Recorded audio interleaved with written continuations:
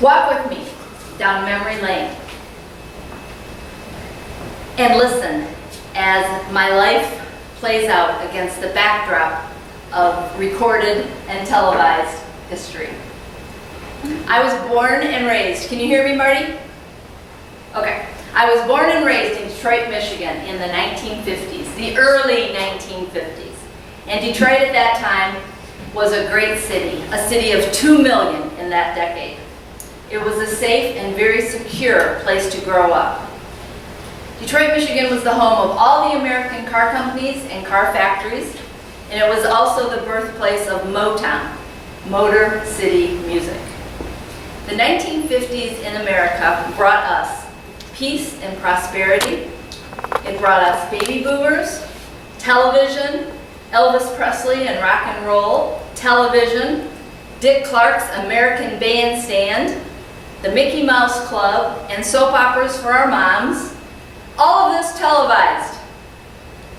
I was the first of 9 baby boomers born to John and Loretta, and we are just 9 babies out of the 79 million babies born in the United States from 1946 to 1964.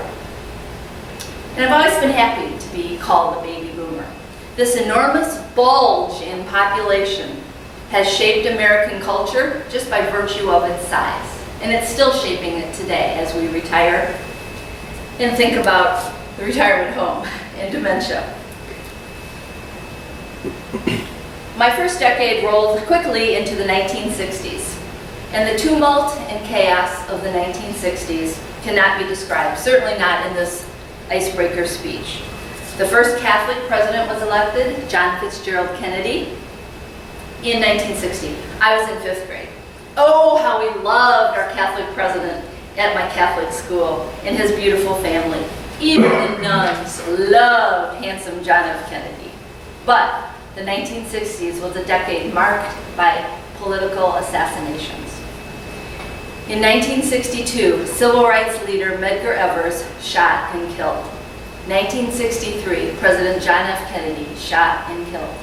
1965, human rights activist Malcolm X shot and killed. 1968, civil rights leader Martin Luther King shot and killed. And just 2 months later, another Kennedy, Robert, shot and killed. Of course, all of these events played out over and over again on the television set, the 5 o'clock news.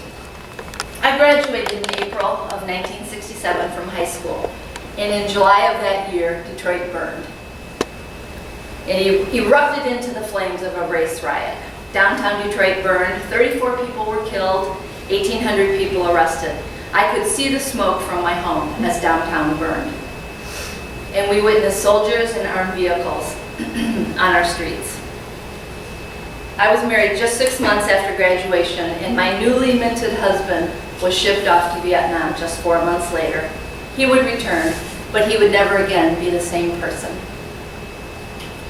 This was the first war to be televised, and it came into our homes every night at dinner time.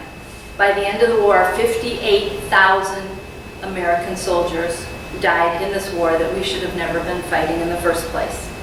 The 1960s was a devastating time for our country. 1970s, I found myself in Ann Arbor, Michigan. This was my child-rearing decade. I love this decade. The 1970s gave us women's liberation, abortion rights protests, civil rights protests, anti-war movements. Richard Nixon resigned the presidency in 1974 because of Watergate. I had just had my son Scott, and I was able to view the entire Senate investigation on Watergate on television, and it was amazing television. The next decade, the 1980s, here I am, Morton, Illinois, hello. My children came of age in this quiet and conservative town of Morton. They graduated from high school in the 80s and went on to bigger things. In 1980, CNN became the first news channel, the first news cable channel. Television news was now a 24/7 possibility. And for a news junkie like me, yes, I loved it. The World Wide Web was created. Ronald Reagan survived an assassination attempt. The Space Shuttle Challenger exploded. killing all 7 people aboard. I can still see the agony on the faces of those watching, the loved ones watching from Florida, because I was there. It was televised live, and I'll never forget it. I watched on TV, and I remember the inspiration of the Berlin Wall being torn down by hand by both East and West German citizens. I remember Tiananmen Square, the protest in China, as one tiny, incredibly brave student halted military tanks by raising his hand, and he stood in front of those tanks and raised it. The image gives me chills even today. Repressive governments may think twice when events are played out before television cameras. The decade of the 90s, I am a grandmother, 1996. It was not televised. However, the 1990s did not fail to bring us interesting televised coverage, because Bill and Hillary Clinton were the first baby boomers elected to the White House. Then there was the soap opera played out on television of Bill and Monica Lewinsky. The impeachment of Bill Clinton by the House of Representatives happened, Princess Diana's funeral, and of course, the O.J. trial. All of it fantastic viewing for the masses. It is now the new millennium, the year 2000, and I'm going to now spare you and fast forward to today, 2019. I have lived too many decades, so I have to wrap this up, and I'm exhausted by viewing my life against all these televised events. Depending on your outlook, television has been either the greatest or the worst influence on the social and cultural fabric of our lives. It brings events in all their glory and all their gore into our heads and into our hearts. Like it or not, we are changed by watching television. For me, television has shaped and it has colored my life, my entire life, and has been a positive and impactful influence on who I am today. Toastmasters, thank you. Baby boomers.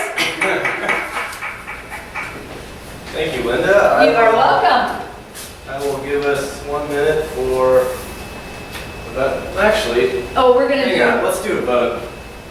I submit that we do not do paper evaluations today and just do I'm with you. in-person or via video conference evaluations today. Can they hear that? Ron and Marty, did you hear that? We're gonna do popcorn evaluations. Did you call it that? Yes. Okay. Somebody else called it that one Okay. time, I heard. We're gonna do popcorn evaluations because there's so few of us. Marty, is that all right? Okay. Absolutely, yes. Okay. Cool. Awesome. Well, in that case, I did not properly. That's all right. You don't have to record me. Okay. Ooh, I gotta turn this camera off.